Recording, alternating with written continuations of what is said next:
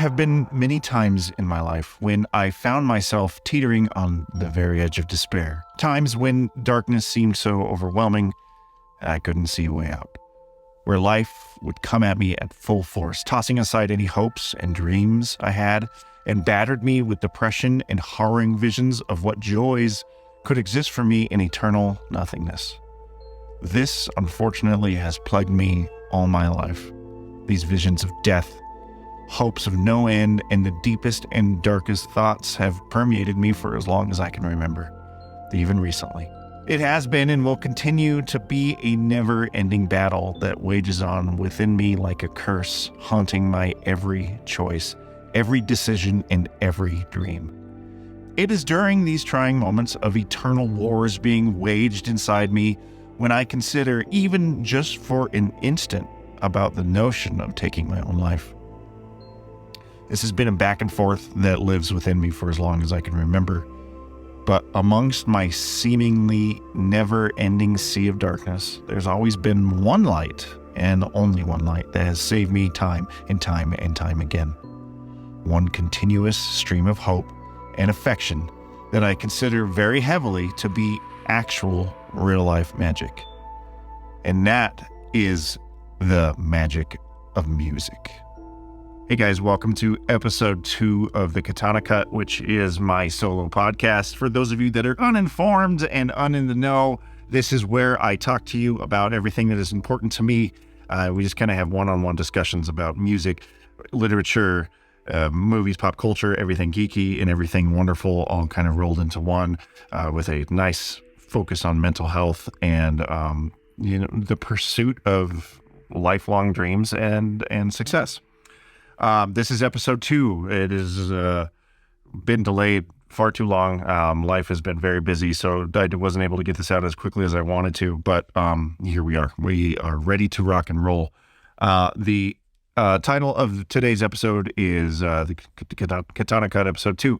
Music is magic. And a lot of you might know this phrase from 2020, I believe it was.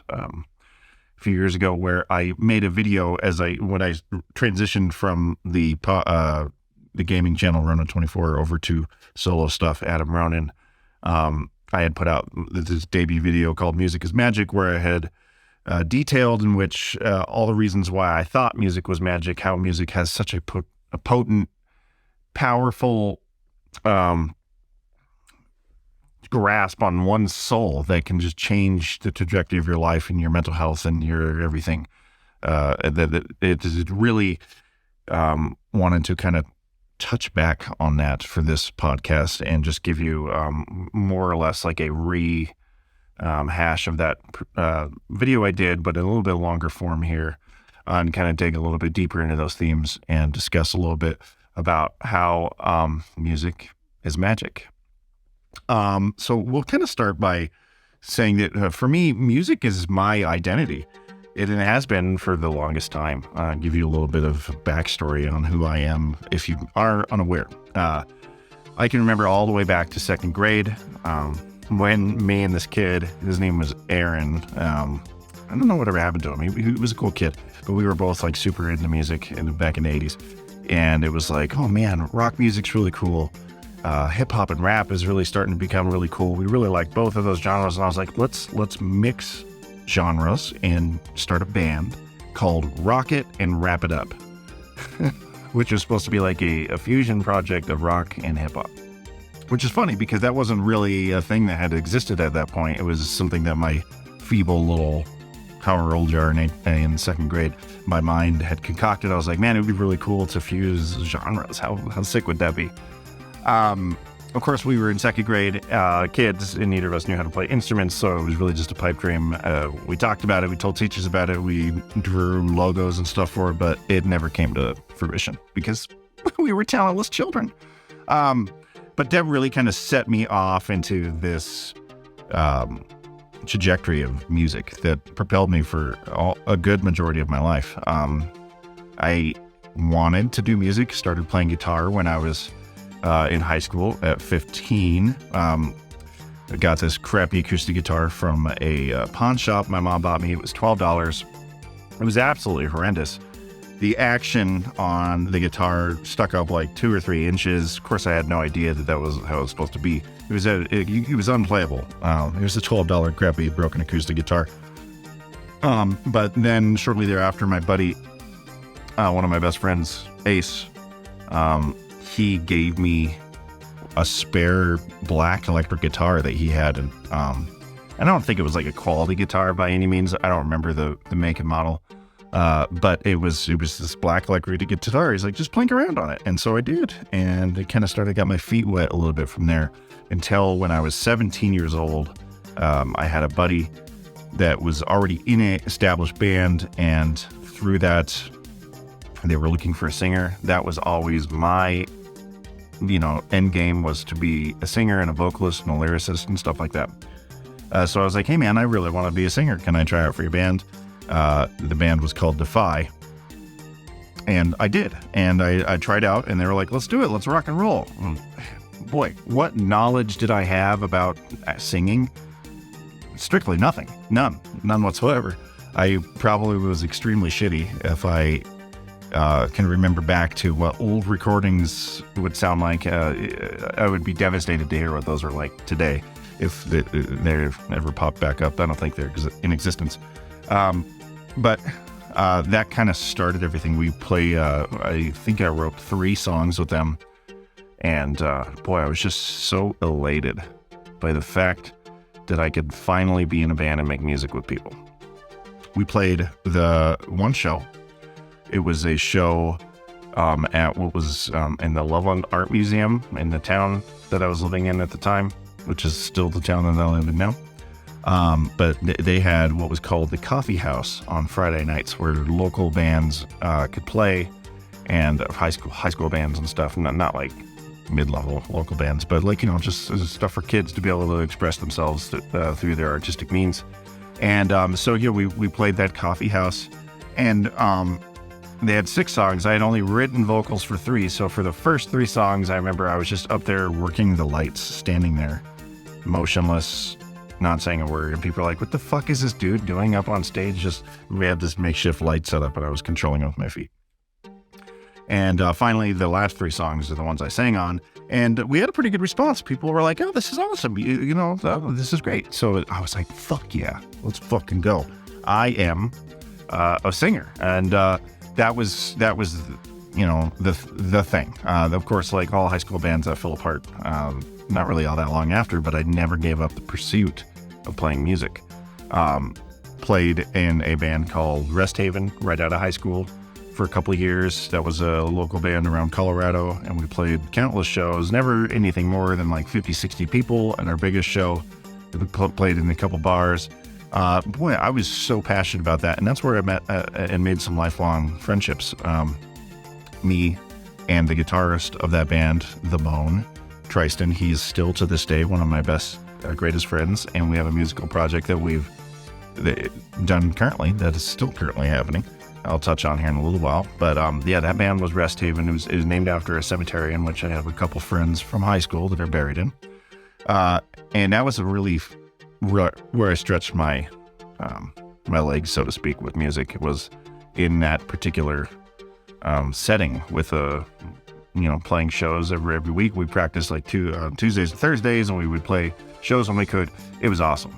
It really, I don't think we were any good. I think there was potential, and we reworked some of those songs in modern days to be much better. But I didn't really have what it took to be a good singer. I was always really good at aggressive stuff, aggressive singing, screaming, stuff like that. But the melodies and the melodics, that didn't really quite click with me until later, when I was able to formulate how to hold a note and scales and music theory and stuff like that, and finally became a much better singer. But in the time that we were playing that, life was pretty good. There was, the pursuit of the American dream. That's all we wanted to do, was make music, be famous, and share the stage with the likes of Korn and Slipknot and stuff like that. And that was magical. Music is magic. From there, after that, about 2006, I started a band called Adam's Ruin, which really took off. Okay, so this was a 6-piece. I had went and tried out for another band, that was up and coming in Denver, being produced by this, who is now the singer of Five Finger Death Punch, Ivan Moody. He was producing this band called Bad Blood. They were looking for a singer. I had posted some songs on MySpace, and they heard it, and they were like, "Hey, do you want to come try for this band?" I was like, "You know I do." Went and tried out, and it went okay, I guess. You know, I was really rusty. Obviously, I hadn't played in a band since Rest Haven, which at this point was 4 years gap. A little rusty. I think they were impressed with, you know, some of the aggressive stuff. But they decided not to go with me because I did not have a great singing voice. But so then I decided to start the band Adam's Ruin. And when they got wind of that, their singer was like real flaky, who they had hired. And they were like, "You know what? Fuck this. We're going to quit this band and come and join your band." And I was like, okay. And then from there, and I'm not going to get into the nitty gritty, but from there, the band got very popular. We won this big contest that was being done by the radio station called Best Band in Denver, where we got all these opportunities to play these big shows, open up for these big acts. We were promised a record deal, all this stuff. And from there, my musical career took off. Took voice lessons along the road throughout the next few years and became a much better vocalist. That band dissolved and another band was formed, which we went on to do even bigger things. And boy, it was a really wild time until about 2000 and late 2010. We had the follow-up band after Adam's Ruin, which was called Spare the Legion. We had flown to New York City to meet with Epic Records, and we stayed at Steven Seagal's old mansion, which he still owned, but it was converted into a recording studio that was owned by Epic Records. And so we recorded a full-length album there that was supposed to be released under Epic Records, this entire thing. But the beauty of that magic was it showed me that for some reason, it was telling me, this is the wall. You've hit the wall. Because the music we were making was like bonkers heavy. It didn't quite jive with what I really enjoy, which is rock with some metal elements, with incredible catchy melodies and hip-hop influence and all kinds of stuff. This was just straight metal. And it got so grating after a while that I was just like, I can't do this anymore. So I quit the band right at the peak when things were probably about to pop over into something more exciting and successful. I quit the band. I broke up with the girl I was dating at the time. I was living in Denver, and I moved back to Loveland. I didn't have anywhere to go. Moved back in with my mom and my dad, and I was just like, you know, I was at this point where everything I had been working towards for a decade now was just over with. I was like, wow, what do I do now? Everything I've been pursuing my entire life is over with. Well, I knew I wanted to continue with music, and I set out on a journey to be a solo musician, to make the music that I heard in my head that I wanted to make, that just wasn't quite meeting the mark with bands.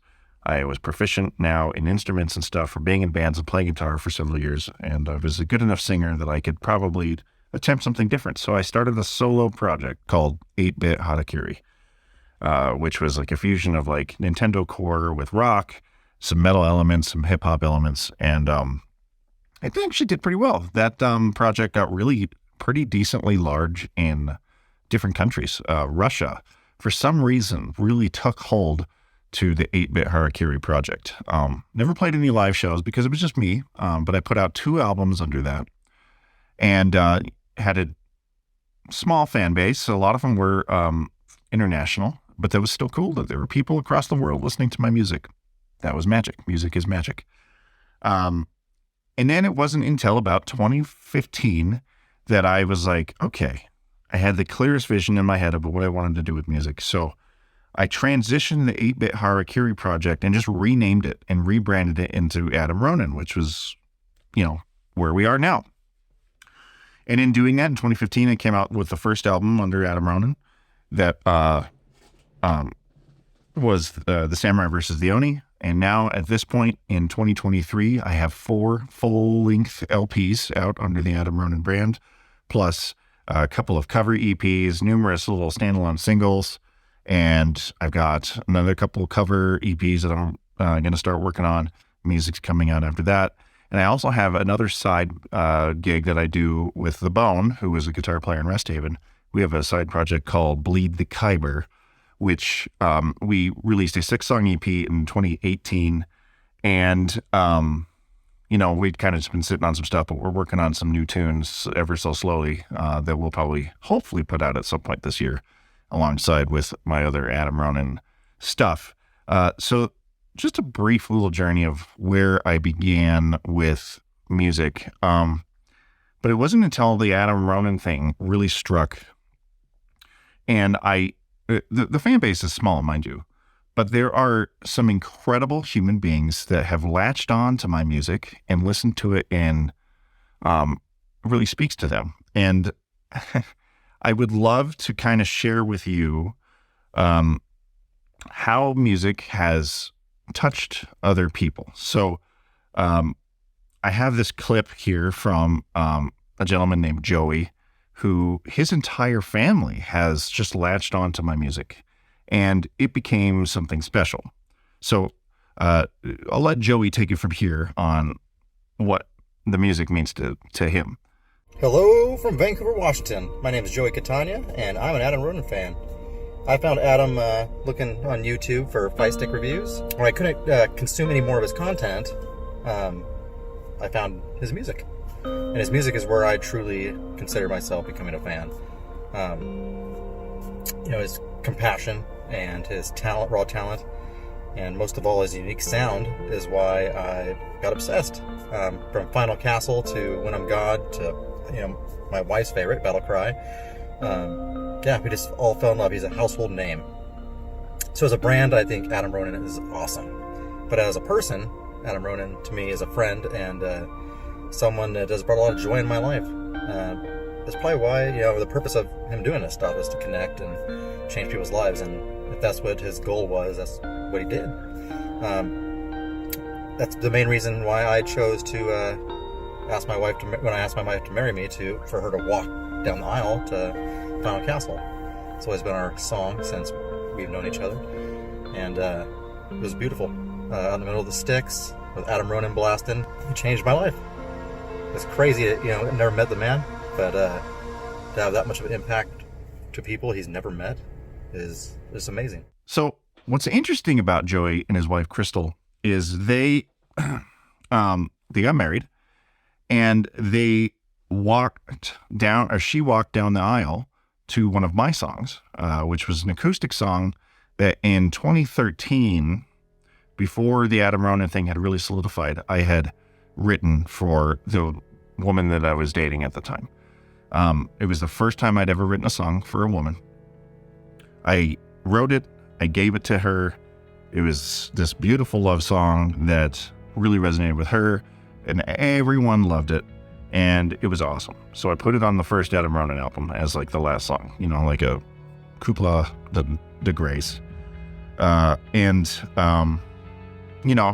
Me and that person, we dated for 5.5-ish years, and then we just grew apart and we split up. It wasn't a bad breakup by any means, but at the time I was very, very, very much in love with this person, and in splitting up, it made that song almost unbearable to even hear the chords to. Okay. That was tough for me. That was really, it was just I was completely devastated from that breakup. It was the worst heartbroken feeling I had ever had. Cause I was very much in love with that person and I was plotting my entire future around them. And we just we were separate ways. She had a whole other life she wanted to pursue with her own dreams and things. So we split up, and we're still very good friends to this day. But I couldn't even listen to the song because I was so sad. But what's interesting is when I found out that Joey and his wife Crystal, his then girlfriend, had made it their song, so to speak, and that she was going to walk down the aisle to it. Wow, that just kind of changed everything for me, if that makes sense. Because I had written this song and given it to someone I was in love with, and that fell apart. But there are two people in the world that found this piece of music, made it their own, and that love now speaks and rings out through the words and the sounds of that song for them. So the song now no longer belongs to me. It belongs to them, or anyone else, of course, who would find that attachment. And that is magic. That is really beautiful. And now I can listen to that song and I can recognize that it is still a great song and it is an awesome song, but it doesn't make me sad anymore because I know that song is out there resonating with at least two people and they've fallen in love through it. And that is fucking incredible. That's what music is all about. Changing people's lives one person at a time, even just to the nth degree. Any kind of change, positive, is magic. And that's what music can do. Then, in May of 2020, I received a message on Instagram from a kid, and I'll read it to you here.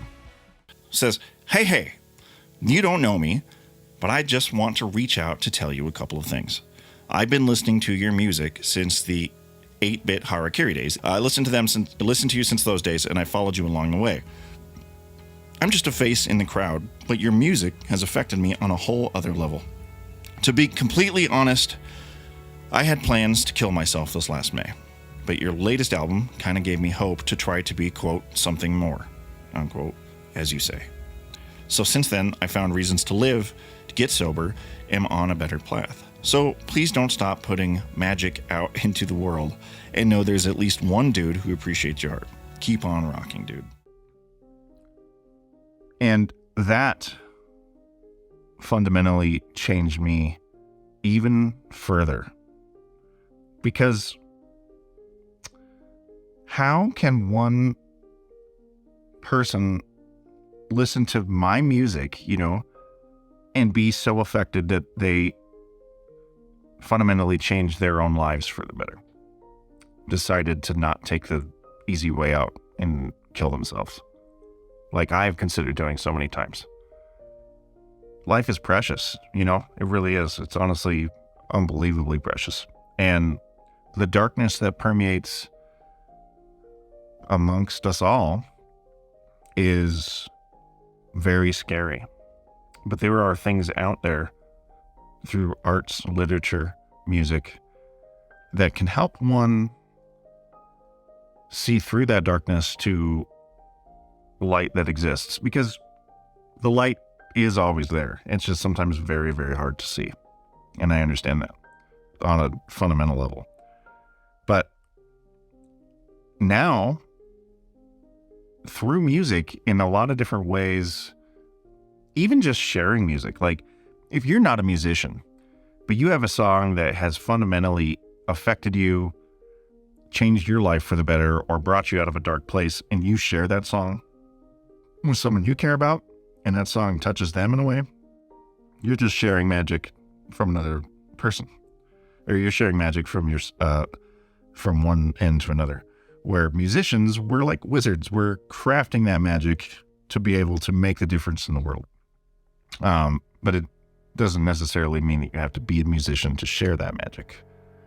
And that's what's really special about music, is it has the power to heal.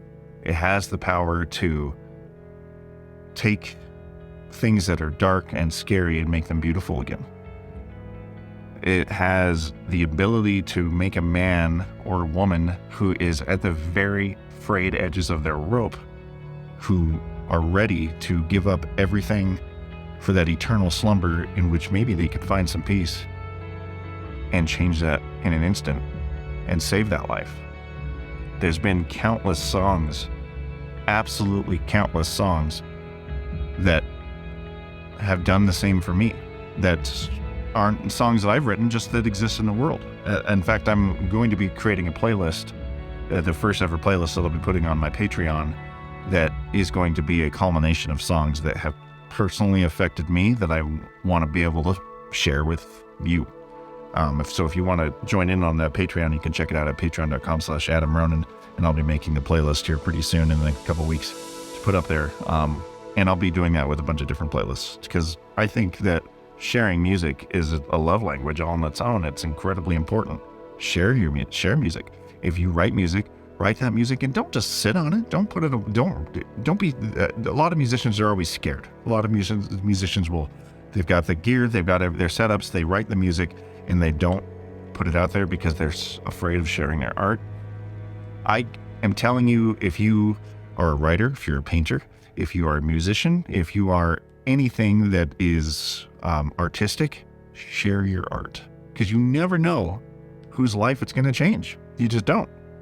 Sharing art, sharing music is probably the most important thing we can do as a human species in a lot of different ways. So I beg you to do so. On the topic of music, I myself have not written a piece of music since before my mom passed away last August. This is the longest period of time that I've gone without writing a piece of music. And honestly, there's kind of like a part of me that's afraid, I guess, because, you know, as you know, both of my parents passed.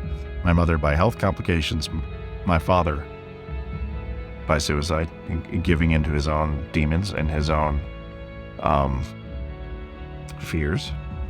And so there's like a small portion of me that's like, I am afraid of what's going to come out the next time I pick up a guitar and start creating. But it is essential that I do not give into that fear and not do music, because something that could be tough for me to get out on a song, which I no doubt these songs will be raw and visceral and sad, maybe even angry. That is me expressing my art and getting my feelings out, but those could potentially do monumental things for other people I've never met. Maybe not, but maybe so. It's happened before. I can think back to so many times in my life where, even back in the band days, when kids would come up and be like, oh my God, this song means so much to me.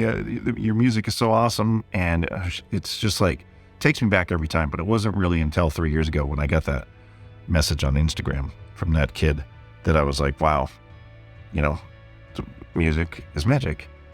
This world needs magic. Everything is perpetually shitty now. You know, life is expensive. People are increasingly more homeless. Jobs are just destroying our wills to live. We're working to live. We're no longer living to work, or we're living to work. We're no longer working to live. And, you know, everything is just so bleak out there. There's a shooting every 2 or 3 days. The depression is at an all-time high. Do your part. Share music with your friends, your family, with strangers. Make a playlist on Spotify. Make it public. Share it with other people. You never know when you might just change somebody's life with a piece of music, piece of magic. Because, like I said before, just a minute ago, the world needs magic. And I think as human beings, we all have that innate ability through some sort of artistic means to give the world that magic that it needs. So, music is magic. And while the path that I'm on right now is literature, and I am working on this book series that will be coming out this year, that's the new medium I want to tackle. That could be magic as well. That is an artistic expression. But music will always be there, and I'm preparing to begin to create a few new pieces of music for the remainder of 2023. I'm scared to do it, but it's going to be worth it for myself, and maybe for you, maybe for somebody else. Who knows? Anyway, sit on that for a little while. It's important to consider. Music's very important. And I can't wait to share it with you, whatever the next thing I do is. And, you know, get me on the socials. I'm on Instagram, Twitter, and stuff like that. TikTok, all the different places. Things are about to start to get pretty busy in terms of promotion for the book and any other new music I do. So I'd appreciate your follows there. Share things with everybody. Share this podcast with somebody who would enjoy to hear the stories. Thank you so very much from the bottom of my heart to people that do listen to my music, and the small army of the fan base that I have now, to Joey and his wife for making something their own and turn something that was sad into something beautiful. That's incredible. And to anybody who just cherishes the art that I put out into the world, that means the world to me. So thank you. Guys, this is the end of episode 2. another shorter episode, but I kind of like the bite-sized podcasts as opposed to the super long-form ones that take you like 2 or 3 listens to get through. I will be working on episode 3, and I will be putting that subject matter up to a vote on patreon.com/Adam Ronan. So, guys, have a great rest of your April. And I love you. Yeah. Keep it hard. Keep it secret. Keep it safe.